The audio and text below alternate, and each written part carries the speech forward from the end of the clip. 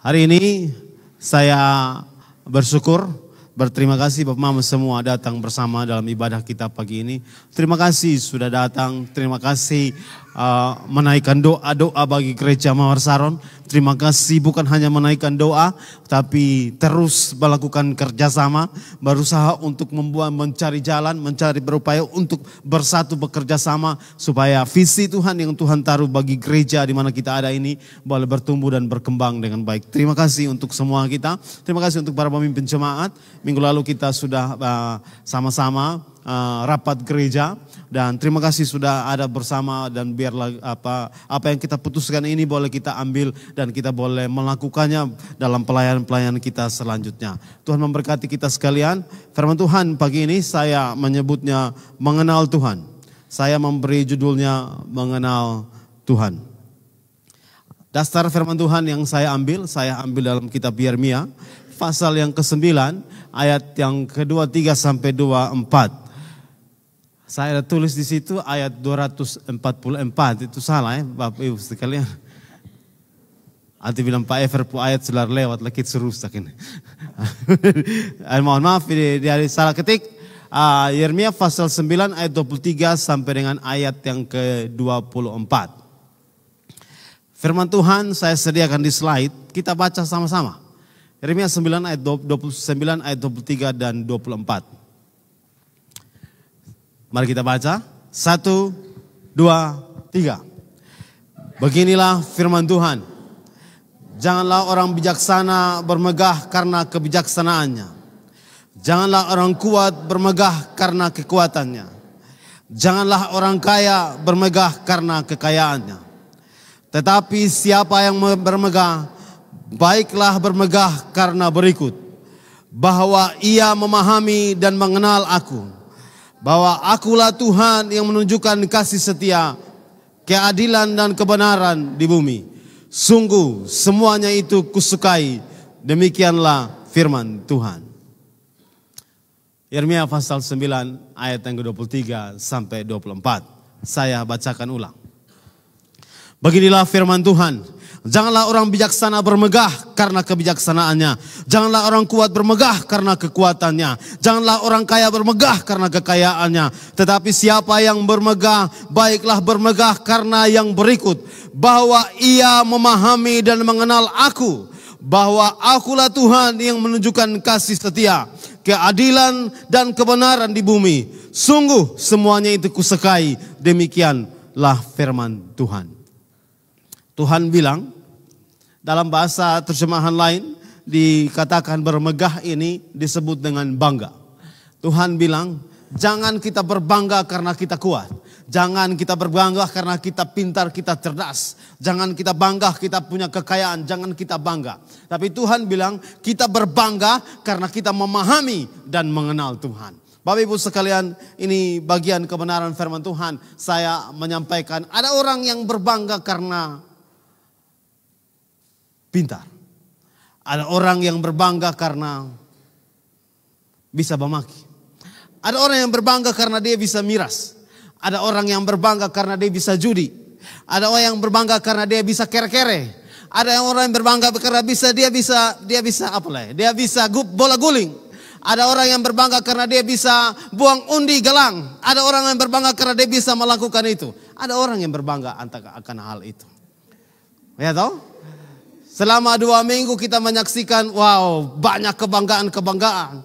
Kita pulang, anak-anak pemuda pulang semua, besoknya kembali. Bapak, kita pegang, lihat dong ada pegang ini. Pariuk, dong ada pegang ini. Panci, ada pegang jalan-jalan, piko, bangga-bangga. Ada orang yang berbangga karena melakukan hal itu. Lalu mereka bertanya, Bapak, boleh kok? Saya menyampaikan, sonde boleh. Dong su panas ini. Dong su hitung-hitung kalau saya bikin. Soalnya boleh. Karena itu adalah judi. Dan saya mengajarkan bagian ini dalam proses sepanjang 2 minggu. Bagatal. Ketika kawan-kawan datang berdiri di depan stand. Lalu kemudian kawan-kawan angkat dompung ini. Pareuk. Pulang kasih mama. Mama bisa. Kawan, bagatal. Pasti bagatal. Lihat Bapak Ever pemuka. Jangan. Jadi begitu dompu kawan datang pegang barang, sepanjang ini saya tidak pernah ini. Dompu kawan datang pegang barang, dong lihat Bapak Ever. Bapak Ever bilang jangan. Jadi ada kebanggaan. Ada orang yang bangga tentang hal itu. Ada orang yang bangga kalau dia pagi bisa minum minuman keras, sopi, semua jenis sopi yang kelas 1, kelas 2 dari daun gewangko, sopi hasil suling daun gewangko, atau dari sopi dari karena atau miras karena black label, red label, semua label dong minum. Ada orang yang bangga. Ada orang yang bangga kalau bisa pagi hari itu dia lebih penting dia mengisap rokok daripada dia dia datang dan beribadah kepada Tuhan. Ada orang yang melakukan kebanggaan seperti itu. Ada orang yang bangga karena dia kuat. Dulu saya masih muda, saya terlalu bangga karena saya kuat. Sekarang sudah mulai masuk umur 50, saya sudah mulai ini rasa-rasa bisa. Ada orang yang bangga karena dia terlalu kuat. Tuhan bilang, seperti yang kita baca pagi ini. Tuhan bilang dalam kitab Yeremia, kita berbangga karena kita memahami Tuhan. Kita berbangga karena kita mengenal Tuhan. Itu adalah kebanggaan. Dan Tuhan sangat senang, Tuhan sangat bangga dengan orang yang berupaya untuk memahami dan mengenal Tuhan. Lalu Tuhan berkata, sangat senang dengan orang yang melakukan keadilan. Sangat senang dengan orang yang melakukan kebenaran di muka bumi. Tuhan bilang, itu aku sukai. Bapak Ibu sekalian, saya mau mengajak Bapak Ibu untuk masuk dalam pengenalan akan Tuhan. Di slide berikut saya menyampaikan tentang bagian ini. Mengenal Tuhan ini adalah doa Tuhan Yesus. Ya, mengenal Tuhan ini doa Tuhan Yesus. Dalam kitab Yohanes pasal 17 ayat yang ketiga, Tuhan Yesus berdoa begini. Inilah hidup kekal itu, yaitu bahwa mereka mengenal Engkau, satu-satunya Allah yang benar, dan mengenal Yesus Kristus yang Engkau utus.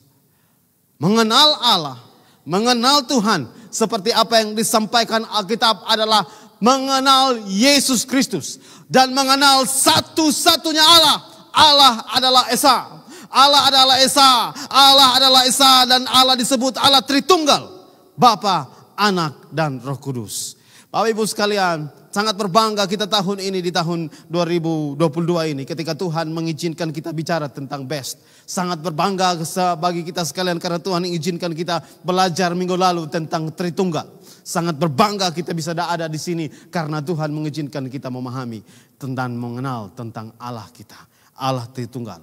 Dan seperti yang minggu lalu firman Tuhan terbagikan bagi kita bahwa Allah itu satu, Allah itu Esa. Dan Yesus berdoa bahwa Allah itu Esa.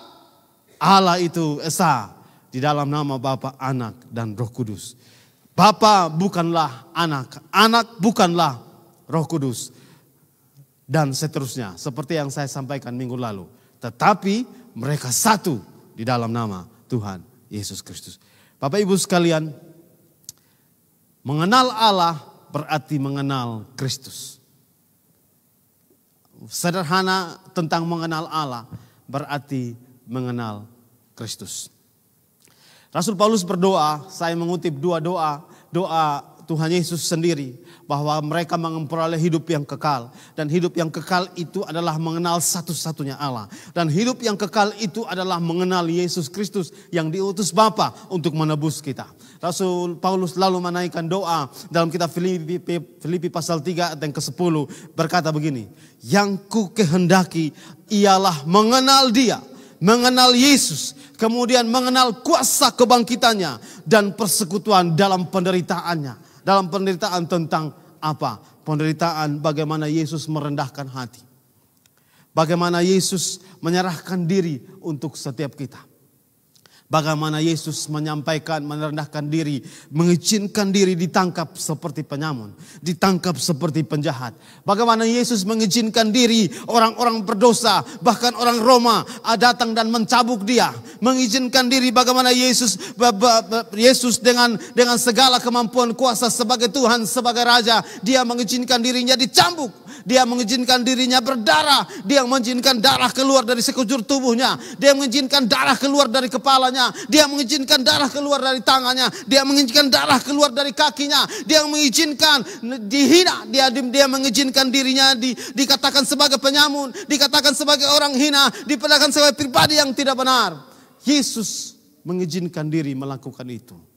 Seperti yang saya selalu sampaikan, mengutip dan mendasari apa yang disampaikan dalam kitab Yohanes pasal 3 ayat yang ke-16. Mengenal Allah adalah mengenal Yesus Kristus. Dan ketika kita mau berupaya untuk memahami dan mengenal Allah kita, ingat bahwa Allah itu terlalu baik seperti apa yang kita nyanyikan tadi. Allah itu terlalu mengasihi kita. Karena Allah terlalu mengasihi kita sehingga Dia mengizinkan Yesus datang menebus kita. Kita akan menganggap kematian Kristus di atas kayu salib adalah sia-sia kalau kita tidak berupaya untuk mengenal Dia. Kita akan menganggap bahwa apa yang Yesus izinkan dicambuk dengan cambuk yang bermata tembaga yang tajam dan melukai 3 bagian. Sekali cambuk melukai 3 bagian dan melukai tubuh Yesus dan daging-dagingnya terlepas. Kita akan menganggap remeh kalau kita tidak mengambil bagian untuk mengenal Dia. Sebagai gereja, sebagai hamba Tuhan yang melayani, sebagai gembala jemaat, saya menyampaikan bagian ini. Upayalah untuk mengenal Tuhan. Upayalah untuk memahami tentang Dia. Upayalah untuk melakukannya. Bapak Ibu sekalian, bagaimana cara kita mengenal Tuhan? Bagaimana cara kita memahami Tuhan? Bisa disampaikan banyak hal untuk bisa melakukan, untuk mengenal, memahami dan mengenal Tuhan. Tapi sederhana yang saya bangun selama 2 tahun ini, yaitu membaca ini. Itu sederhana sah. Kalau Bapak Ibu pernah dengar dan tim kepelayanan pernah dengar dan menyaksikan bagaimana ketika tim dari Kajoi datang untuk melayani di Soe dan kemudian pergi ke desa. Jawabannya hanya satu, orang tidak memahami Tuhan karena orang tidak membaca Alkitab. Orang tidak mengenal Tuhan karena mereka tidak membaca Alkitab. Supaya kita bisa mengenal Tuhan. Supaya kita bisa memahami kemudian masuk dalam tahap mengenal akan Tuhan. Maka kita harus membaca Alkitab. Minggu ini kita masuk dalam pembacaan kitab Yesaya. Ada 66 pasal dan kita akan baca selama 2 minggu. Saya mengajak Bapak Ibu untuk membaca Alkitab. Bapak Ibu sekalian, Rasul Paulus menaikkan doa tentang ini. Mengenal Allah, mengenal Yesus. Siapa Rasul Paulus? Nanti kita akan belajar bersama tentang Rasul Paulus di slide-slide selanjutnya. Saya bagikan tentang tiga ciri orang yang mengenal Yesus. Ada 3 ciri orang yang mengenal Yesus. Yang pertama, menuruti perintah-perintahnya. Kitab 1 Yohanes pasal 2 ayat yang ke-3 dan 4 berkata begini. Dan inilah tandanya bahwa kita mengenal Allah. Yaitu jika kita menuruti perintah-perintahnya. Barang siapa berkata aku mengenal Dia tapi tidak menuruti perintahnya. Ia adalah seorang pendusta dan di dalamnya tidak ada kebenaran. Seorang yang berupaya untuk memahami dan mengenal Allah. Maka dia mengikuti perintah-perintah dari Tuhan. Ada banyak perintah yang tertulis di dalam Alkitab. Perintah yang paling penting tentang yang ada tertulis di dalam Alkitab. Dan saya merangkumnya menjadi 1. Takut akan Tuhan. Saya merangkumnya menjadi 1. Takut akan Tuhan. Ketika seseorang takut akan Tuhan, maka dia akan menjaga hidupnya. Roh Tuhan akan berkuasa atas dia. Lalu dia menjaga hidupnya benar. Seperti tadi saya sampaikan tentang kebanggaan. Saya melayani dengan teman-teman pemuda dan mendampingi mereka sampai tadi malam. Saya mendampingi mereka dan sebentar kita akan bongkar tenda kita. Saya berterima kasih untuk orang tua pemuda. Bapak Mama dong Puana, Bapak Mama dong ajar dengan baik. Sepanjang 2 minggu saya ada dengan mereka. Mereka anak-anak yang taat. Terima kasih. Di rumah Bapak Mama dong ajar dengan baik. Terima kasih. Ada dan pun teman, karena di depan itu ada panggung hiburan. Dan ada sekolah-sekolah yang pentas di sana. Dan dong manoso untuk pi nonton dong pun kawan. Tapi anak-anak tidak pernah pergi tanpa minta izin. Bapak, kami ada di sini.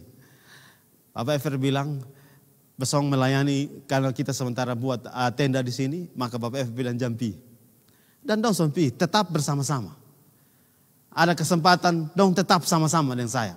Saya tidak ada kasih izin bilang pi sana pi sini, tidak. Kecuali mereka pergi ambil kayu api untuk bikin untuk bakar jagung, untuk bikin api untuk bakar jagung. Lalu pulang datang gereja untuk ambil peralatan untuk dong putar musik. Tapi sepanjang itu dalam pengawasan. Saya ada dalam ruangan, saya ada di sebelah, saya di sini, saya ini. Saya terima kasih Bapak, Mama, orang tua dalam anak-anak pemuda yang ada. Terima kasih karena dong diajar taat. Terima kasih. Seorang yang mengenal Tuhan, dia menuruti perintah-perintah.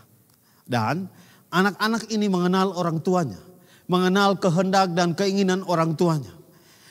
Maka mereka taat, walaupun Bapak dan Mama son ada, dong tetap taat. Dong lihat, oh Bapak Gembala ada, maka mereka akan mengambil keputusan untuk izin. Saya sebelum pulang, saya pastikan seluruh anak sampai di rumah, baru saya pulang. Bapak Ibu sekalian, ini bagian pertama yang berhubungan dengan ciri orang mengenal Tuhan. Dia menuruti perintah-perintah Tuhan. Bagaimana cara dia menuruti perintah Tuhan? Dia harus punya rasa takut akan Tuhan. Dia juga harus punya merasa bahwa pengorbanan Yesus di atas kayu salib itu bukan pengorbanan sia-sia. Saya tidak mengizinkan diri saya untuk masuk dan ambil bagian dalam hal-hal yang membanggakan secara dosa.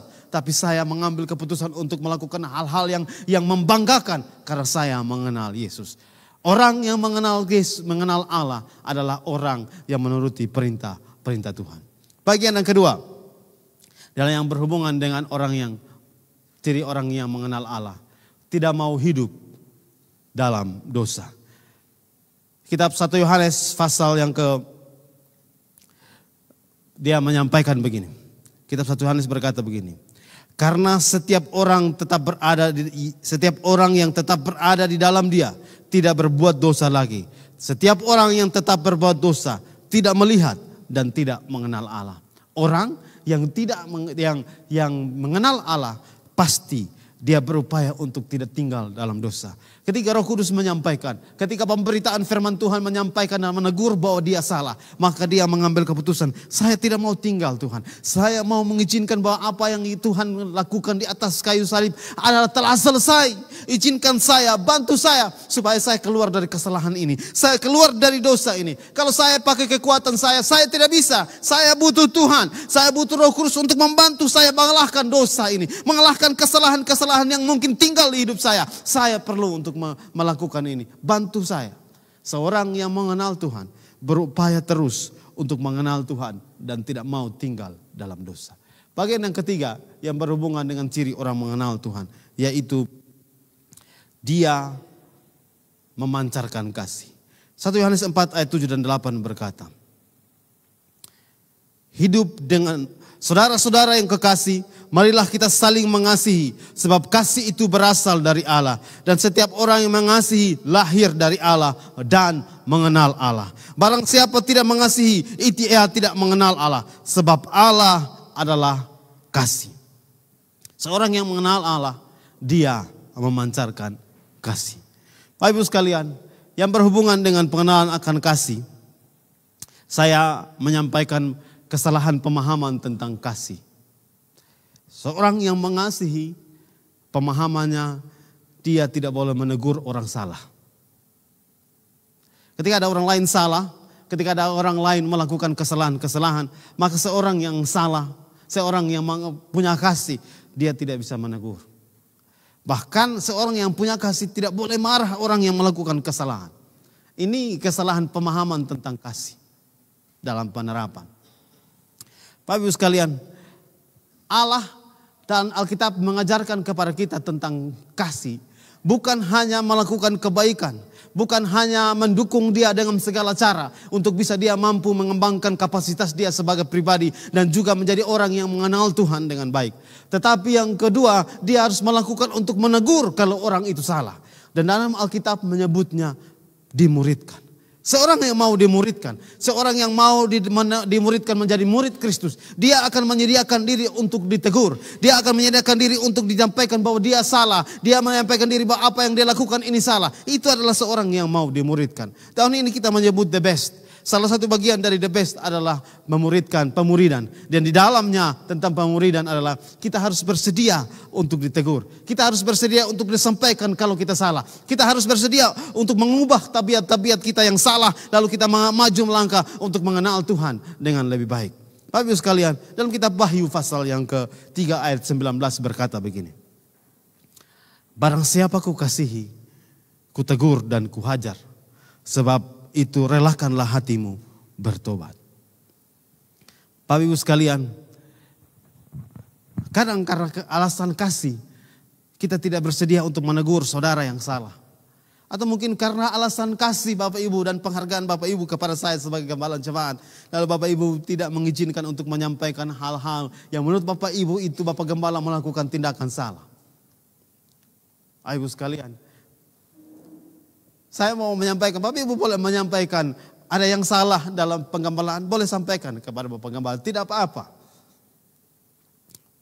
Bagian ini saya mau menyampaikan bahwa kalau kita mengasihi, ketika kita menemukan saudara kita, kawan dalam jemaat kita ada yang melakukan kesalahan. Atau ada keluarga dalam jemaat kita yang melakukan kesalahan. Bukan hanya sekedar kita mendukung dia untuk dia berubah, maju untuk merubah karakter dia. Tapi kita juga harus melakukan upaya untuk menegur dia bahwa itu salah. Menyampaikannya seperti apa yang disampaikan oleh firman Tuhan dalam Alkitab. Bahwa boleh disampaikan dengan cara 4 mata. Boleh disampaikan dengan cara 6 sampai dengan 8 mata. Dan boleh disampaikan dalam jumlah yang besar. Tapi yang pertama, sebagai orang percaya, kita harus mengambil keputusan untuk menyampaikan kepada saudara kita kalau kita melakukan kesalahan. Kalau dia melakukan, sampaikanlah. Oh ini salah, Bapak tolong perbaiki. Pasti seorang yang mengenal Tuhan, ingin mengenal Tuhan. Seperti doa Tuhan Yesus dan seperti doa Rasul Paulus. Maka dia akan mengambil, oh terima kasih. Terima kasih sudah sampaikan. Oh saya tidak sadar kalau ini saya melakukan. Saya tidak sadar. Bapak Ibu sekalian, barang siapa ku kasihi, aku tegur. Karena itu relakanlah hatimu dan bertobatlah. Saya tidak tahu nasihat apa yang sementara disampaikan di rayon, di masing-masing rayon. Saya juga tidak tahu nasihat apa yang disampaikan di rumah. Saya juga tidak tahu teguran-teguran yang Tuhan sampaikan, yang disampaikan secara pribadi kepada Bapak Ibu ketika Bapak Ibu menaikkan doa-doa. Saya juga tidak tahu bagaimana teguran-teguran yang disampaikan secara keras oleh Tuhan kepada setiap kita masing-masing. Tapi hari ini saya mau menyampaikan, kalau Bapak Ibu hari ini mendengar suara Tuhan, kalau Bapak Ibu mendengar suara bahwa Yesus berkata bahwa saya harus bertobat dari tindakan-tindakan seperti ini. Saya harus bertobat dari mulut yang menyampaikan kata-kata kotor. Saya harus bertobat dengan cara berpikir untuk menyampaikan, berpikir kotor, berpikir jorok. Saya harus bertobat dari hal-hal yang menyampaikan hal yang tidak baik tentang orang lain. Saya harus bertobat dari hal-hal yang saya lakukan untuk menghakimi. Saya harus bertobat dari hal-hal untuk tetap mengenal Yesus. Saya harus bertobat. Maka hari ini dalam ibadah kita, dalam ibadah perjamuan ini adalah waktu yang tepat untuk mendengar teguran Tuhan. Ini adalah waktu yang tepat untuk beracara dengan Tuhan. Ini adalah waktu yang tepat untuk menerima teguran Tuhan dan merekonsiliasi hidup kita kembali kepada Tuhan. Mungkin kita melakukan hal yang salah. Karena sebagai manusia kita pasti berupaya sekuat tenaga, tapi kita tidak mampu. Hari ini adalah waktu yang tepat untuk mengambil keputusan. Pada saat kita menerima roti dan air anggur, saya mengajak Bapak Ibu sekalian untuk beracara dengan Tuhan. Saya ingin mengenal Engkau, memahami lebih dalam lagi tentang pengenalan akan Engkau Tuhan. Saya ingin mengambil keputusan untuk mengenal Engkau lebih baik. Dengarkanlah suara Tuhan. Dengarkanlah mungkin ada pemberitaan firman Tuhan yang terlalu keras yang disampaikan dalam ibadah-ibadah. Dengarkanlah itu dan ambil keputusan untuk berubah sesuai dengan kehendak Tuhan. Karena ingin mengenal Tuhan. Bapak Ibu sekalian, kalau Bapak Ibu, saudara semua mengambil keputusan untuk mengenal Tuhan. Bapak Ibu sementara menjawab doa Tuhan Yesus. Dalam kitab Yohanes pasal 17. Supaya kita mengenal satu-satunya Allah dan mengenal Yesus Kristus yang diutus oleh Allah. Ambil keputusan untuk mengenal Allah. Ibu sekalian, di slide terakhir saya memberi contoh tentang teladan mengenal Tuhan. Ada Daud dan Obed-Edom. Kitab 2 Samuel, kitab 1 Tawarik dan kitab 2 Tawarik bersaksi tentang dua bagian ini. Tentang dua pribadi ini. Dalam 2 Samuel pasal yang ke-6 ayat 11-12 berkata begini. 3 bulan lamanya tabut Tuhan tinggal di rumah Obed-Edom, orang Gad itu. Dan Tuhan memberkati Obed-Edom dan seisi rumahnya. Bapak Ibu sekalian, saya mengambil gambar tabut perjanjian. Karena tabut perjanjian dikembalikan oleh orang Filistin di atas kereta kuda. Di atas kereta yang dikendarai oleh sapi, lalu masuk kembali ke dalam pemukiman orang Yahudi. Lalu kemudian tabut Tuhan itu tinggal di Kiryat Yearim. Hari itu Raja Daud berupaya untuk mengembalikan tabut Tuhan masuk ke Yerusalem. Lalu Daud mengambil cara berpikir sama seperti cara berpikir orang Filistin. Yaitu masuk dan menaruh tabut perjanjian Tuhan itu di atas kereta yang paling bagus. Di atas gerobak yang paling bagus. Ditaruh dengan segala perhiasan kerajaan. Karena raja ingin memindahkan tabut perjanjian sampai ke dalam Yerusalem. Lalu ditaruh di atas ditaruh di atas kereta. Dikendarai dengan sapi yang paling bagus. Lalu dijagai oleh pengawal-pengawal untuk membawa tabut perjanjian itu sampai ke Yerusalem.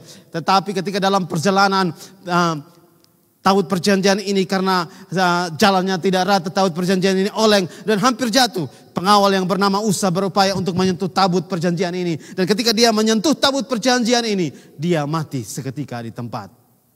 Bapak Ibu sekalian, Raja Daud ingin memahami dan mengenal Tuhan. Dan membawa tabut perjanjian itu masuk sampai ke Yerusalem. Tapi Raja Daud salah memperlakukan tabut perjanjian Tuhan. Bapak Ibu sekalian, untuk mengenal Tuhan, untuk bisa mengenal Tuhan, kita harus mengenal cara.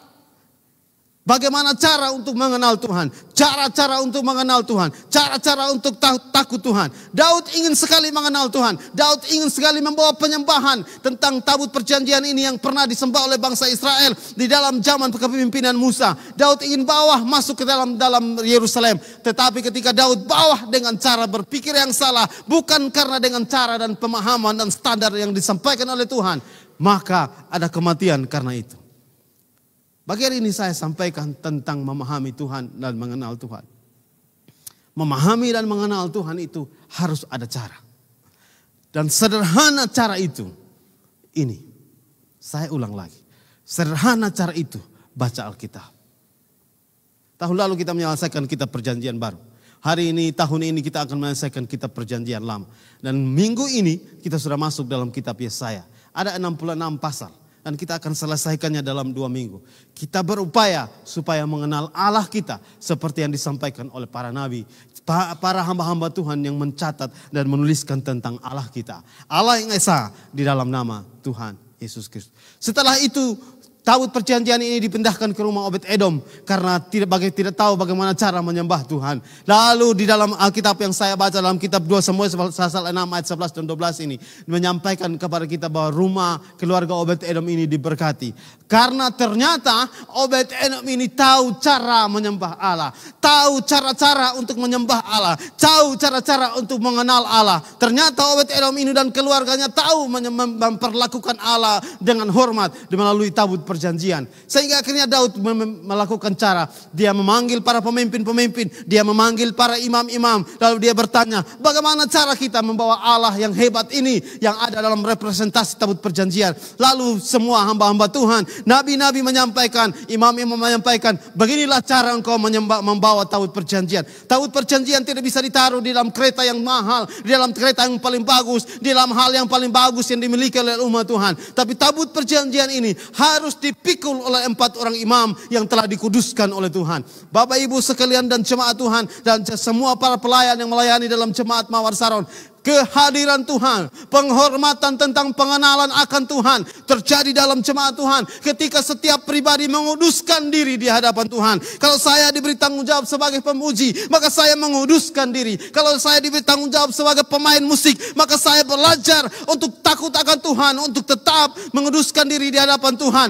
Kalau saya diizinkan untuk berbagi kebenaran firman Tuhan, kalau saya diizinkan untuk menjadi pendoa, kalau saya diizinkan untuk menjadi pelayan multimedia, pelayanan apa saja, kita harus mengizinkan diri kita kudus di hadapan Tuhan. Karena tabut perjanjian seperti yang dilampaikan ini harus dipikul oleh orang-orang kudus. Bapak Ibu sekalian, Setelah Daud paham tentang bagian ini, dia bawa mereka untuk melatih kehidupan kudus. Lalu mereka membawa taut perjanjian ini masuk ke Yerusalem dan dipikul dengan imam-imam. Lalu 4 imam-imam memikul. Daud lalu tahu bahwa Allah disenangkan dengan cara menyembah dia seperti itu. Sehingga Daud akhirnya setiap 10 langkah dia mempersembahkan korban di hadapan Allah. Dan dia berkata, dia sampai melepaskan kewenangannya, kebanggaannya sebagai raja. Pakaian-pakaian kebesarannya dia lepaskan karena dia sementara menyembah Allah. Bapak Ibu sekalian, saat kita menyembah Tuhan kita dalam ibadah di gereja maupun ibadah di raya, mari tanggalkan kehebatan kita, mari tanggalkan kemegahan kita, mari tanggalkan semua yang kita punya, kita taruh di bawah kaki Tuhan, selepaskan di hadapan Tuhan dan menyembah dan meninggikan Dia. Kalau Bapak Ibu sekalian, kita tidak melepaskan itu, maka kita akan menjadi penyembah yang bicara dalam mulut saja, menyembah di mulut tapi tidak menyembah dalam roh kita. Bagian ini saya mau menyampaikan, mari menyembah. Kita sudah masuk dalam masa untuk menyambut Festival Mawar Saron. Minggu-minggu ini adalah minggu-minggu persiapan kita masuk dalam Festival Mawar Saron. Sepanjang bulan September ini kita sementara menyiapkan diri untuk masuk dalam Festival Mawar Saron.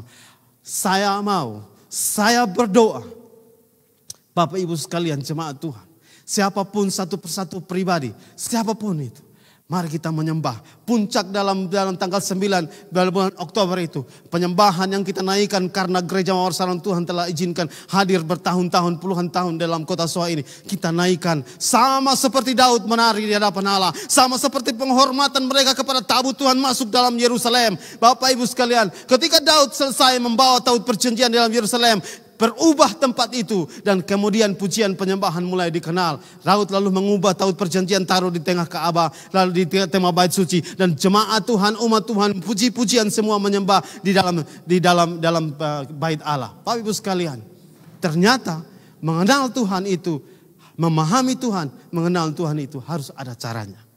Dan sederhana caranya, Alkitab.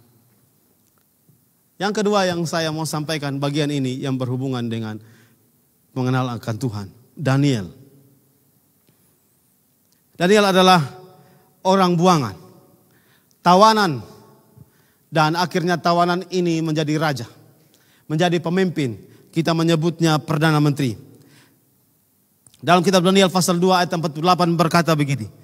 Lalu raja memuliakan Daniel, dianugerahkannya dengan banyak pemberian yang besar dan dibuatnya menjadi penguasa atas seluruh wilayah Babel dan menjadi kepala semua orang bijaksana. Bapak Ibu sekalian, Daniel diganjar, diberi penghargaan sebagai pemimpin di daerah buangan. Padahal dia adalah tawanan, padahal dia adalah orang buangan, padahal dia masuk dalam Babel itu sebagai orang buangan. Tapi Allah mengizinkan dia menjadi pemimpin karena Daniel menjaga hidup benar di hadapan Allah. Seorang yang mengenal Allah adalah seorang yang menjaga hidup benar di hadapan Allah. Dan ada 3 bagian yang saya simpulkan tentang bagaimana Daniel mengenal Allah. Daniel hidup kudus. Dia tidak mengizinkan dirinya makan persembahan-persembahan berhala. Persembahan-persembahan karena diberikan kepada raja sebagai dewa. Dia tidak mengizinkan itu. Lalu kemudian dia belajar untuk melatih dirinya. Dalam kitab awal-awal dalam kitab Daniel kita menemukan Daniel sekolah. Dan setelah Daniel sekolah, Daniel lalu dilantik menjadi seorang pelayan di dalam kerajaan yang dia dibuang. Daniel ada di sana, dia upgrade dirinya, dia belajar dirinya. Sama seperti bagian ini saya menyampaikan tentang belajar. Setelah menjaga hidup kudus benar di hadapan Allah, maka kita harus belajar, berusaha untuk mengembangkan kapasitas kita, mengupgrade diri kita. Seperti Daniel mengupgrade dirinya. Kita mengupgrade diri kita kalau kita pelajar. Maka ambillah keputusan untuk belajar sungguh-sungguh. Sama seperti Daniel dan kawan-kawan. Sadrak, Mesak, dan Abednego belajar sungguh-sungguh. Kalau kita menjadi bagian dari pekerja, pegawai kah, pekerja swasta kah, pekerja sekolah kah, apapun bagian itu. Kita harus mengambil keputusan untuk mengupgrade diri kita. Supaya kita menjadi bagian the best dalam bagian di mana kita bekerja. Kalau kita sebagai pengusaha, kalau kita sebagai apapun yang kita lakukan dalam kehidupan kita. Bagian ini saya menyampaikan, kita harus mengupgrade diri kita. Seperti Daniel terus mengembangkan dirinya. Sebagai seorang pelayan, sebagai seorang hamba Tuhan, sebagai seorang yang melayani dalam gereja, melayani di bagian rayon-rayon, kita juga harus mengupgrade diri kita. Dan cara kita upgrade diri kita adalah kita membangun hubungan dengan Tuhan kita. Daniel mengambil keputusan untuk berdoa 3 kali. Dalam kitab Daniel pasal 6 ayat yang ke-10. Daniel berdoa 3 kali. Seperti biasa yang dia lakukan. Karena Daniel tahu bagaimana cara mengenal Allah. Bapak Ibu sekalian, kehidupan kita di tengah-tengah dunia yang penuh dengan banyak hal. Yang paling bagus contoh kita adalah yang acara kegiatan pameran itu. Kita melihat, kita menyaksikan bagaimana orang percaya bangga melakukan dosa, bangga melakukan judi. Kalau saya ngomong dosa terlalu keras ya, bangga melakukan judi. Kita sangat melihat bagaimana itu. Dan malam saya pergi jemput anak-anak karena saya siap khotbah. Jadi saya pergi jemput. Kita susah keluar dan susah masuk di dalam kompleks. Semua tempat sesak, semua tempat. Saya pergi menjemput mereka supaya pulang. Saya menemukan orang begitu bangga melakukan hal-hal seperti itu. Bapak Ibu sekalian. Tapi yang percaya dan mengenal Yesus menganggap itu tidak benar. Lalu dia ambil keputusan untuk hidup benar. Bapak Ibu sekalian, bagian yang ketiga, contoh tokoh yang saya bisa jadikan teladan Rasul Paulus. Seperti apa yang dikatakan Filipi pasal 3 ayat yang ke-10. Yaitu yang ku kehendaki ialah mengenal dia dan kuasa kebangkitannya dan persekutuan dengan penderitaannya. Di mana aku menjadi serupa dengan dia di dalam kematiannya. Siapa Rasul Paulus? Berjumpa dengan Tuhan dalam perjalanan menuju Damsyik. Siapa Rasul Paulus? Melakukan penginjilan, pemberitaan tentang Yesus kepada orang non-Yahudi. Dan kita semua yang ada hari ini mengaku Yesus Tuhan karena cikal bakal dari pelayanan Rasul Paulus. Kita mengenal Yesus sebagai orang Timur, kita mengenal Yesus sebagai orang Rote, kita mengenal Yesus sebagai orang Sabu, kita mengenal Yesus sebagai orang Jawa, sebagai orang Toraja, sebagai orang Dayak, sebagai orang dengan suku apa kita hari ini. Kita semua mengenal Tuhan karena pelayanan dari cikal bakal pelayanan Rasul Paulus. Tetapi setelah dia mendirikan gereja di mana-mana, setelah dia mendirikan dasar-dasar dari pelayanan kekristenan, setelah dia melakukan banyak hal, dia tetap menaikkan doa-doa. Di dalam sekitar tahun 60-an, dia menaikkan doa, yang ku kehendaki ialah mengenal dia. Bagi saya, Rasul Paulus sudah mengenal Tuhan. Bagi saya pengenalan Rasul Paulus tentang Tuhan terlalu luar biasa. Tetapi Rasul Paulus terus menaikkan doa ini. Hari ini saya menyampaikan kepada kita. Kemana dengan hidup kita? Mau mengenal Tuhan atau yang mengenal Tuhan itu yang melayani? Atau. Hari ini saya mau mengajak Bapak Ibu sekalian. Marilah mengenal Tuhan. Marilah mengambil keputusan untuk memahami Tuhan. Marilah menanggalkan kebanggaan kita. Mari tanggalkan di hadapan Tuhan. Dan mari menyampaikan kepada Tuhan. Saya butuh Tuhan. Bukan kuat dan gagah saya hari ini. Tapi karena Tuhanlah yang memampukan saya. Sehingga saya bisa sampai dengan hari ini. Bapak Ibu sekalian. Bapak Ibu kekasih Tuhan dan saudara-saudara jemaat Tuhan yang hari ini hadir dalam ibadah Mawar Saron maupun yang mendengar siaran-siaran kami melalui radio dan juga Facebook. Jika Bapak Ibu mendengar suara Tuhan hari ini, jika saudara-saudara mendengar suara Tuhan hari ini, mendengar teguran-teguran dan nasihat Tuhan hari ini, saya mengajak Bapak Ibu dan saudara-saudara mengambil keputusan untuk memahami Tuhan. Mengambil keputusan untuk mencari, memahami dan mengenal Tuhan. Jika Bapak Mama yang menyaksikan siaran kami dan juga mendengarkan siaran kami melalui Radio Mercy dan ingin berjumpa dengan Tuhan, Bapak Mama boleh datang di Gereja Mawar Saron. Seperti yang saya dengarkan kesaksian sepanjang kami ada di dalam pameran. Semua keluarga, semua saudara-saudara menyampaikan bahwa mereka semua tidak di gereja, tapi mereka mendengar Mawar Saron. Kalau Bapak Ibu mendengar suara Tuhan dalam pemberitaan firman Tuhan ini, saya menyampaikan kesempatan pagi ini. Jangan keraskan hati, datang kepada Tuhan. Kalau Bapak Ibu jemaat Tuhan Mawar Saron hari ini mendengar suara Tuhan. Dan mau mengambil keputusan mengenal Allah. Memahami dan mengenal Allah. Beracaralah hari ini. Kalau kita melakukan kesalahan, menyampaikanlah dengan Tuhan. Menyampaikanlah karena dia setia dan adil. Dia pasti mengampuni. Walaupun kesalahanmu menurut pandangan orang adalah kesalahan yang paling parah. Dan tidak bisa diampuni. Merah seperti darah. Allah ketika kita datang, dia akan menyambut kita dengan sukacita. Lalu dia membersihkan diri kita. Putih seperti salju. Hanya kita yang bisa mengambil keputusan untuk mengenal Allah dan beracara dengan dia. Hari ini dalam perjamuan, saya mengajak Bapak Ibu semua jemaat Tuhan untuk mengenal Allah kita, beracara dan menyampaikan kerinduan untuk tetap terus memahami dan mengenal Allah. Amin. Untuk kebenaran firman Tuhan.